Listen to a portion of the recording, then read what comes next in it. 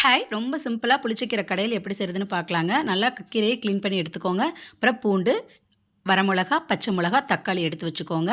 இப்போ கடாயில எண்ணெய் சேர்த்து பூண்டு, வரமிளகா, பச்சை மிளகா அது கூட தக்காளி சேர்த்து நல்லா வதங்கினதுக்கப்புறம் கீரையும் சேர்த்து நல்லா வதக்கிக்கலாம். நல்லா வதக்க நமக்கு தண்ணி விட்டுரும் கீரை. ஸோ அந்த தண்ணியிலே வந்து கீரையை நல்லா வேகிற மாதிரி நல்லா வதக்கி விட்டுக்கலாங்க.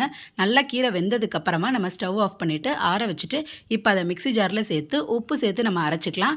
நம்ம வந்து வதக்கும்போது உப்பு சேர்க்கல. அதனால் இப்போ உப்பு சேர்த்துட்டு நல்லா வந்து அதை சட்னி பக்குவத்துக்கு நல்லா அரைச்சி எடுத்துக்கலாம். அப்போ தான் வந்துட்டு அந்த டேஸ்ட்டும் நல்லாயிருக்கும். தொக்கு மாதிரி வரும். இப்போ திரும்ப கடாயில் எண்ணெய் சேர்த்து கடுகு, வரமிளகா, பெரிய வெங்காயம் நல்லா வதக்கி விட்டு நம்ம அரைச்சி வச்சுருந்தோம் இல்லையா புளிச்சக்கீரை, அதையும் சேர்த்து நல்லா எண்ணெய் பெரிய வதக்குனீங்க அப்படின்னா சூப்பரான புளிச்சக்கீரை கடையல் ரெடி ஆயிரும்.